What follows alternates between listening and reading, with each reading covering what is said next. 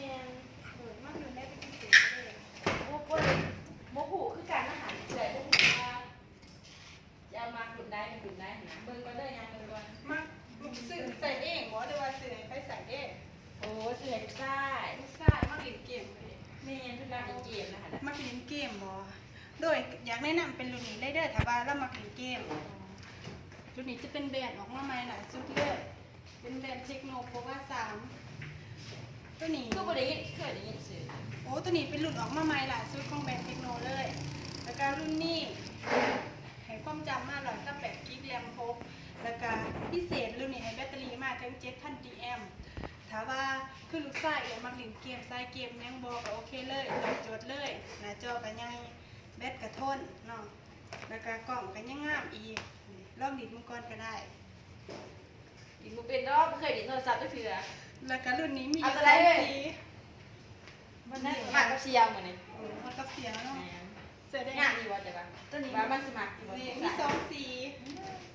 เพราะว่าสีนี่เดี๋ยวมันสิมักสีนี่มันคือ ลู ผู้ ก หญิง ชายแม่นถ้าว่าเป็นผู้ชายแล้วแนะนำเอาเป็นรุ่นนี้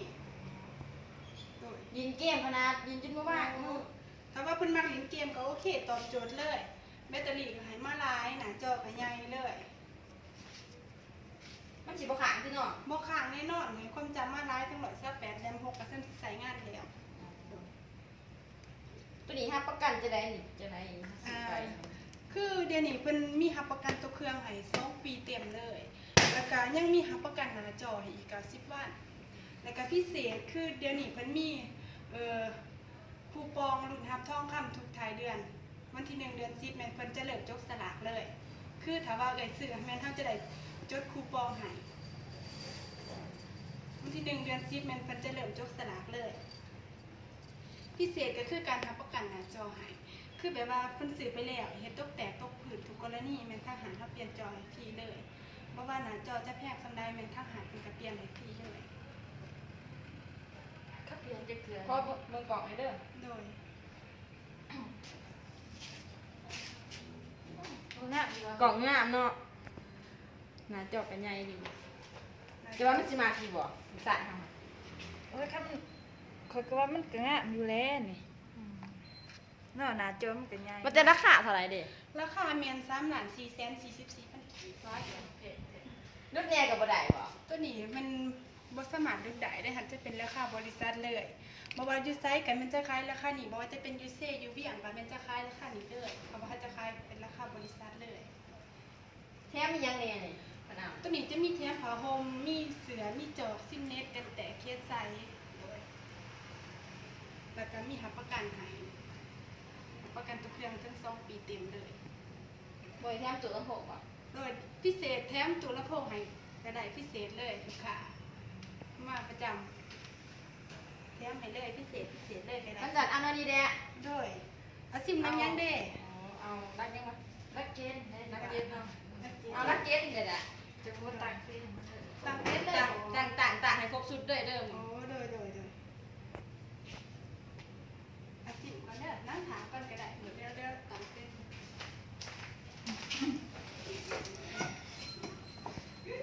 ต้นน่ะก็งามมากเลยเนาะ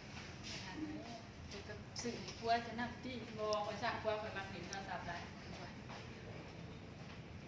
บ่ได้ดี โดยเดี๋ยวซิมเลยเด้อ เอารักเกณฑ์ เปิดตา ตักก่อนบ่ตักโดยบินประกันไหนเด้อ ด้วยและนี่จะเป็นบินรับประกันเด้อรับประกันทุกอย่างใน2 ปีถ้าว่าไปซื้อไปแล้วเครื่องมีปัญหาแต่ว่าเปิดบ่คืนบ่หรือว่าเปิดบ่คืนจากบ่เขาเป็นเองทุกอย่างมีแค่ใน7 วันนี่แหละคือบินกระป๋องมาทหารเขาจะเช็คให้ถ้าทหารเขาเช็คให้บ่ได้แล้วทหารจะเช็คเครื่องมาให้เลยแล้วก็พิเศษเพิ่นมีรับประกันหน้าจออีก90 วันถ้าว่าลูกไอ้เฮ็ดตกแตกตกพื้นทุกกรณีอยากมาเปลี่ยนจอทหารเฮาแม่นเฮาเปลี่ยนให้ฟรีเลยบ่ได้ใช้เงินพกติดเลยรวมแต่ว่ารักษาไว้เด้อตัวนี้จะเป็นบัตร VIP เป็นบัตรส่วนลดถ้าว่าเลยยังมาซื้อสายสาปูลำโพงอะไรทุกอย่างทหารเฮาแม่นเฮามีส่วนลดให้เลย15-10%หรือว่าอยากมาซ่อมแปลงเฮาลดให้เลย20% ตัวนี้สามารถติดกันแตกฟรีได้อีก3ขันเด้ออันได้มาติดกระดาษที่จะมารักษาไว้โดยตัวนี้จะเป็นคูปองเด้อวันนี้แม่นจะได้จกสลากแม่นวันที่1 เดือน 10มันเพิ่นจะเริ่มไล่สดจกสลากเลยเพราะว่าถือซื้อหลายแม่นทหารเฮาจะได้ติดต่อหาเปิดได้เลยเบอร์นี้แม่นเป็นเบอร์ที่ว่าสามารถติดต่อได้เลยเด้อ บอกเอียง ตัวนี้เป็นคูปองลูกทับทองคำถูกถ่ายเดือนวันที่1 เดือน 10แม่นทหารเฮาแม่นจะเริ่มจกสลากเลยโดยเดิมแล้วเพิ่นจะได้ไล่สดถ้าว่าซื้อเอื้อตัวนี้แม่นทหารเฮาจะได้ติดต่อหาเปิดได้เลยโดย เอาเบอร์ถึงได้ยังจะไม่ว่าได้เลย รุ่นแนวใดรุ่นแนวใดรุ่นหับแบบใด ลูกทับทองค ยกสลากบ่ ำจกสลากแม่นจกสลาก เอาบ่จบ รุ่นนี้แม่นว่าหนาเพิ่นจะได้จกถ้าว่าจกถือซื้อเอื้อยแม่นจะได้ติดต่อหาเบอร์เอื้อยเลยมีแต่ว่าให้เอื้อยเข้ามาทางหารเฮาได้เลย เพิ่นจะไลฟ์สดแม่นบ่ โดยคนทหารเพิ่นจะได้ไล่สดเลยโดยไม่จะว่ารักษาบินกับกองไหวเด้อ ถ้าโจกถือมันไปคาบอะไร โดยในยิงตามรางวัลถ้าว่าได้รางวัลที่1ก็ได้3ทุนยิงตามคือกันมันมี3รางวัล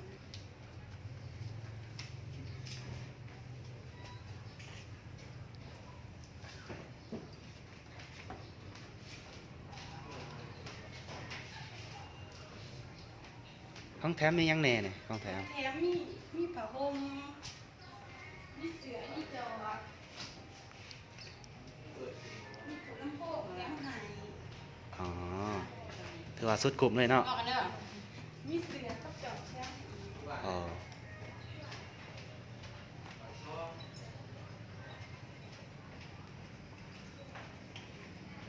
ดังอยู่บ่ดังอยู่ว่าตู้ลำโพง โดยเดี๋ยวเราเปิดดูก่อนแถมให้ เปิดดอกฝ้านี่ พอดีเนาะให้พอหน้าอันเป็นตอนหนูตัวนึง มันจะเป็นเครื่องแถมหรือว่าทางหารแถมให้เด้อ มีจอกมีตัวลำโพงมีผ้าห่มเนาะ โดย บ่ได้ซื้อ1 แถม 1เนาะ โดยนี้พิเศษก็คือเพิ่นแถมให้เลยถุงลำโพงเด้อ เขาเตรียมได้เนาะหันเนาะได้โอกาสงานที่พามึงมาซื้อหน้า